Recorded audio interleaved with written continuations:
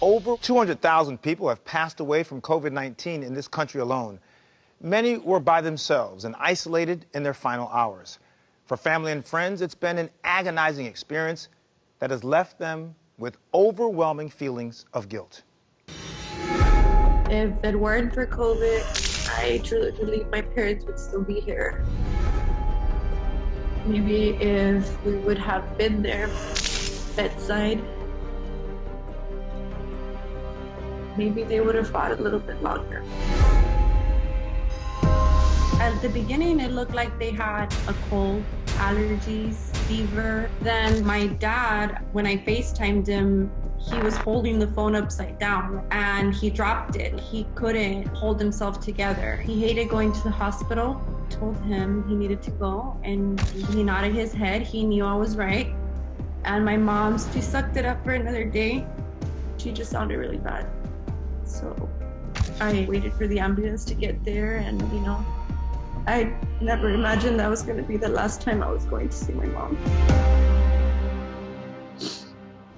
I had my dad in one hospital, my mom in another hospital. Not being able to be there for them, there was no amount of words that we could say to them to let them know that we were there.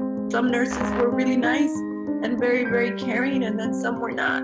I understand the severity of the situation, but those were my parents, and they were the last people that got to spend time with them, and it was really hard for us, and I couldn't do anything. I felt so helpless. My father died alone July 15th, and we never told my mom. It was the love of her life, and we couldn't tell her. 12 days later, my mom coded. They intubated her. I saw her give her last few breaths through Zoom. Oh, it just breaks my heart because she was my best friend. Never in my wildest, scariest dreams did I imagine that I would lose them both at the same time.